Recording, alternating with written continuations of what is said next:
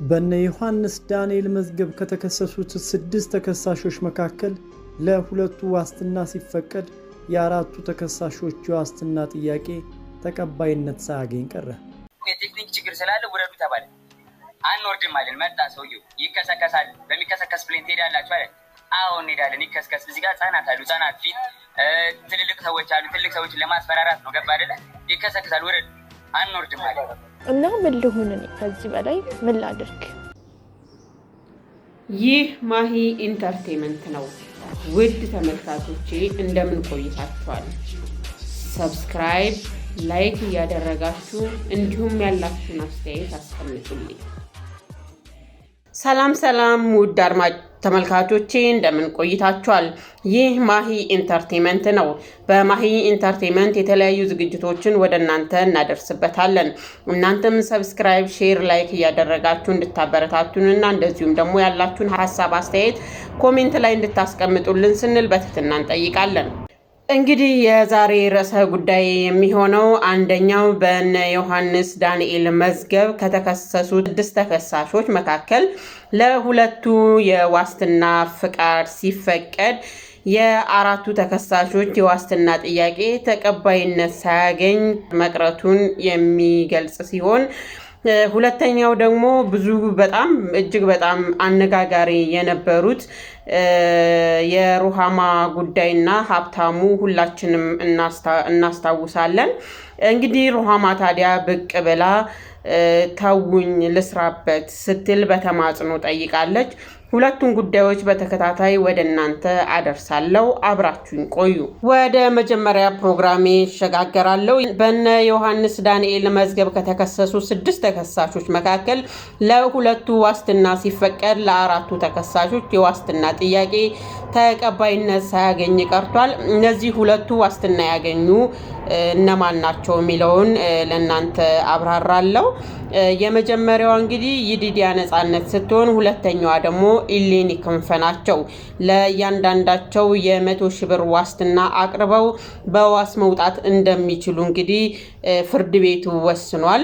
እንግዲህ በሚያሳዝን ሁኔታ በወቅቱ ይዲዲያ ነጻነት ነፍሰ ጡር መሆኗን እንኳን ሳታውቅ ማረሚያ ቤት ውስጥ ገብታ እዛው ማረሚያ ቤት ውስጥ መውለዷ የሚታወስ ነው። በዚህም አራስ ወንድ ልጇን እየያዘች በችሎት ስትገኝ ቆይታለች።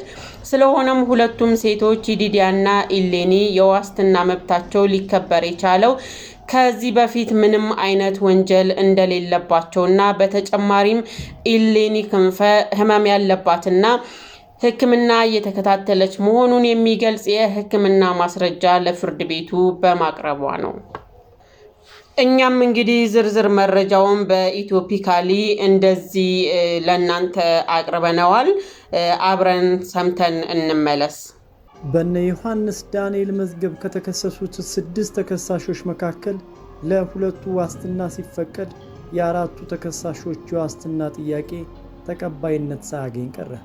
ዮሐንስ ዳንኤል፣ አማኑኤል መውጫ፣ ናትናኤል ወንደሰን፣ ኤልያስ ድሪባ፣ ሌኒ ክንፈና ይዲዲያ ነጻነት የተባሉ ተከሳሾች ላይ አቃቢ ሕግ ያቀረበባቸው ክሶች ነሐሴ 16 ቀን 2016 ዓ.ም በግምት ከምሽቱ 3 ሰዓት ተኩል ሲሆን ንብረትነቱ የኢትዮጵያ አየር መንገድ የሆነ የበረራ ቁጥሩ ኢቲ 190 ቦምባርድ ኪው 400 አውሮፕላን ያለ አግባብ በመያዝ በቁጥጥር ስር ውለዋል።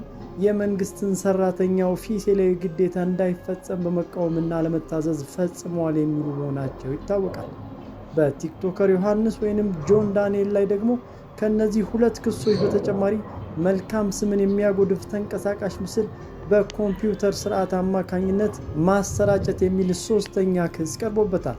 ተከሳሾች በቀረበባቸው ክስ ላይ የዋስትና መብታቸው ተከብሮላቸው ክሱን በውጭ ሆነው እንዲከታተሉ ጥያቄ አቅርበው የነበረ ቢሆንም ክሱን የሚመለከተው የከፍተኛው ፍርድ ቤት ተጠርጣሪዎቹ የቀረበባቸው ክስ ከባድና ተደራራቢ በመሆኑ ዋስትና አያሰጥም በሚል ጥያቄያቸውን ሳይቀበለው ቀርቶ ቆይቷል። ከወራት እስር በኋላ የተከሳሽ ጠበቆች በደንበኞቻቸው ላይ ዋስትና የሚያሰጥ ሌላ ነጥብ እንዳለ ጠቅሰው ቢከራከሩም ይህም ተቀባይነት ሳያገኝ ቀርቷል። የካቲት 20 በነበረው ቀጠሮ ደግሞ ፍርድ ቤቱ ተከሳሾች ከቀረቡባቸው ክሶች ውስጥ ክስ 2ን በመተው በሌላ እንዲከላከሉ ብይን ሰጥቷል። በዚህ መሰረት ተደራራቢ ክስ ስለሌለባቸው እንዲሁም ደግሞ የዲዲያ ነጻነት የተባለችው ተከሳሽ ነፍሰ ጡር መሆኗን ከታሰረች በኋላ በማወቋ እንዲሁም በአሁኑ ወቅትም የመውለጃ ቀኗ በመድረሱ የዋስትና መብት ይከበርልን የሚል ጥያቄ አቅርበው ነበር። ይሁን እንጂ የከፍተኛው ፍርድ ቤት መጋቢት 17 ቀን 2017 ዓ.ም በነበረው ቀጠሮ የተከሳሾችን የዋስትና ጥያቄ ሳይቀበለው ቀርቷል። ተከሳሾች የከፍተኛው ፍርድ ቤቱን ውሳኔ በመቃወም በጠቅላይ ፍርድ ቤት የዋስትና ጥያቄያቸው ያስቀርባል ተብሎ ሲታይ ቆይቷል። ዛሬ ሐሙስ ግንቦት 14 ቀን 2017 ዓ.ም በነበረው ቀጠሮ ፍርድ ቤት አንደኛ ተከሳሽ ዮሐንስ ዳንኤል ሁለት ተደራራቢ ክሶች ያለበት እንደተጠበቀ ሆኖ አማኑኤል ሞጫ፣ ናትናኤል ወንደሰን፣ ኤልያስ ድሪባ በአንድ ክስ ብቻ ተከላከሉ የተባሉ ቢሆንም የቀረበባቸው ክስ ከሚያስቀጣው ከባድ ቅጣት አንጻርና በስነ ስርዓት ሕጉ ዋስትና ሊያስከለክል የሚችል ምክንያት አለ ብለን በማመናችን የስር ፍርድ ቤት በዋስትና ቢወጡ ቀጠሮ አክብረው አይመጡም ብሎ የወሰነውን ውሳኔ አጽንተነዋል ሲል ወስኗል።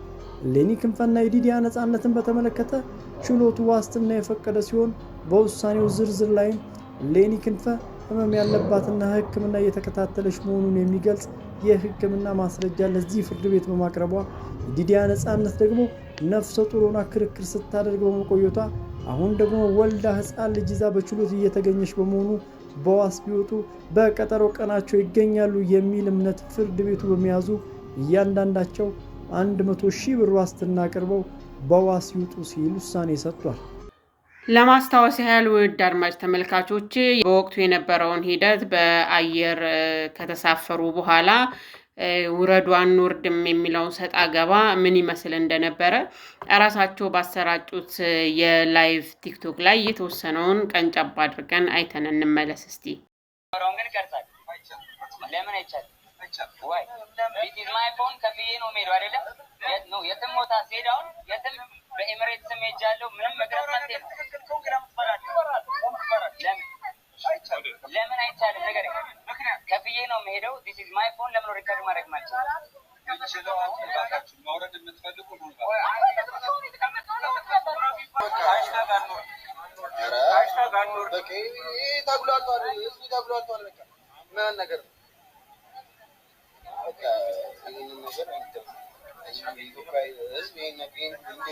ኢትዮጵያ ፈርስት ደውልና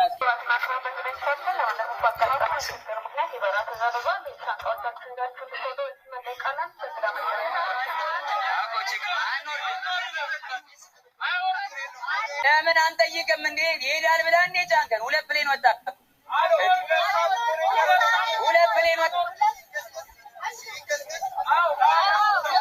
ምንም አይከሰከስም። መጀመሪያ ያወራውን ቀድቼዋለሁ።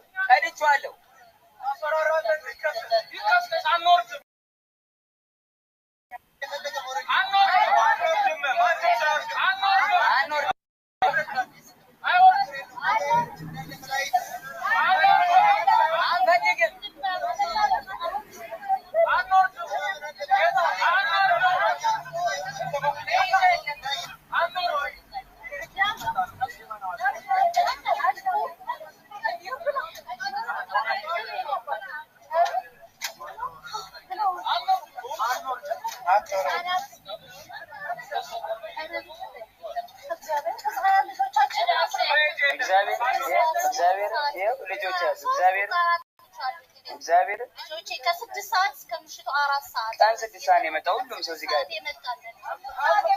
በአምስት ሰዓት የመጣው ማለት እኔ የመጣሁበት እኔ 6 ሰዓት ነው እዚህ ግቢ ውስጥ የገባው 3 ልጆች ይዤ ማለት ነው።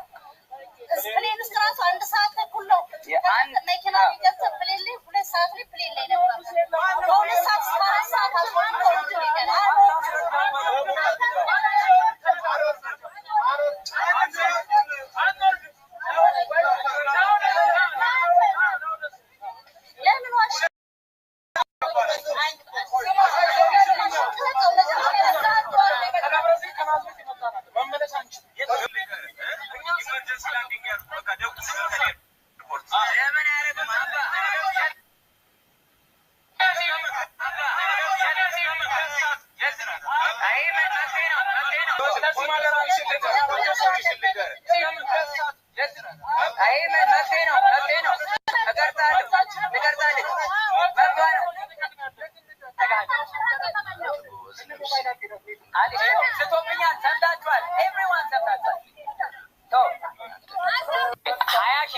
ጋር ሪካርድ አድርጉ።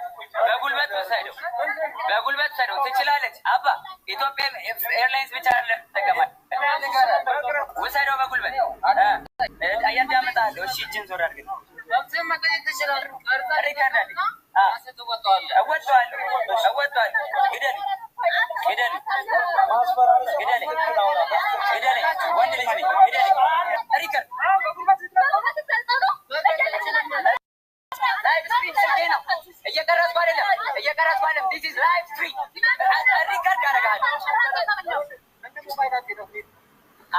ስቶብኛል። ሰምታችኋል። ችግር የለም። ስተሃል አይደለ? ኢትዮጵያ ኤርላይንስ ምን እንደሚያደርገኝ እስኪ እናያለን። 5 disappear be voice for me. Be voice for me. 5 disappear be voice for me. የኔ ላይቭ ሀበሻ ብቻ አይደለም ያለበት። እናትና አባቴ ውሰደኝ በጉልበት አሳልፋቸው። ምንም አታደርጋቸው። እዚህ ጋር ነኝ አባ ና ውሰደኝ። ይኸው ና ውሰደኝ በጉልበት አሳልፋቸው። ምንም አታደርጋቸው። እዚህ ጋር ነኝ አባ ና ውሰደኝ። ይኸው ና ውሰደኝ ወይ ማስክ አድርጎ መጣ። ይኸው መጣው።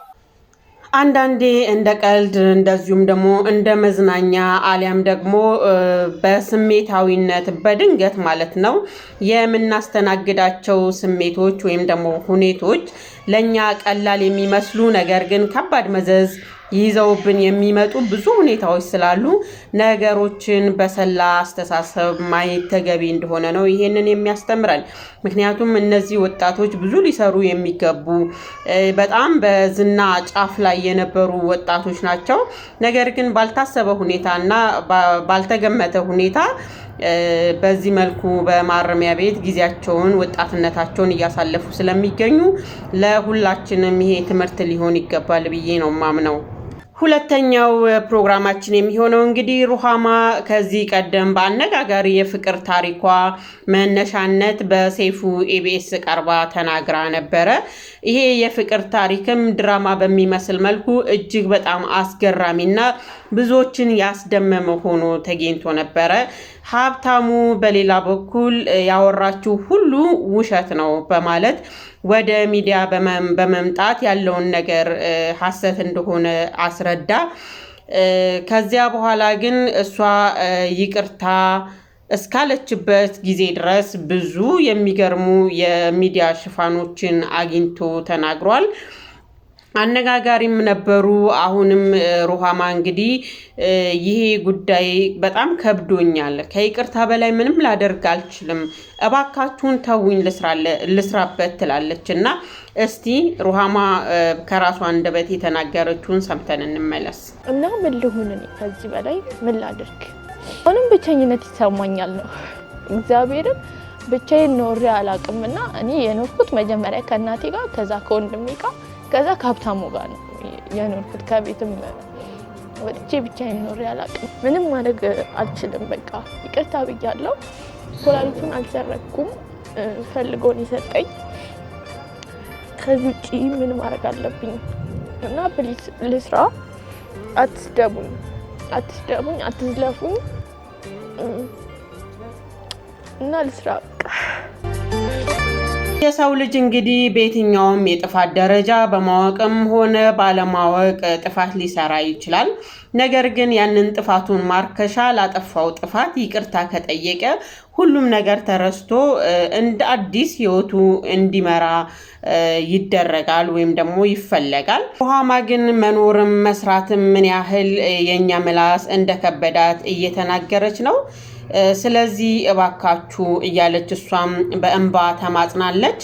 ሁላችንም እንግዲህ ይህንን ከሰማን በኋላ እባካችሁ ይህንን የህይወቷን መመሰቃቀል በመመልከት ወይም ደግሞ በመገንዘብ ከእንደዚህ አይነት ነገሮች ሁላችንም ልንቆጠብ ይገባል ብዬ መልእክቴን ለማስተላለፍ እፈልጋለሁ።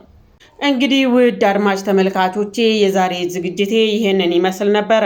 በሚቀጥለው በሌላ ዝግጅት ወደ እናንተ እመጣለሁ። እናንተም እንግዲህ የዛሬ ዝግጅቴን በመመልከት ሰብስክራይብ በተኑን ያልነካችሁ ተመልካቾቼ ሰብስክራይብ በተኗን በመንካት ሰብስክራይብ እንድታደርጉ እየጠየቅኩኝ ሀሳብም አስተያየትም ካላችሁ ኮሜንት ላይ አስቀምጡልኝ። እንደዚሁም ደግሞ ላይክ ሼር እያደረጋችሁ አበረታቱኝ እላለሁ። የዛሬው ፕሮግራሜ በዚህ አበቃ። በሰላም ቆዩ።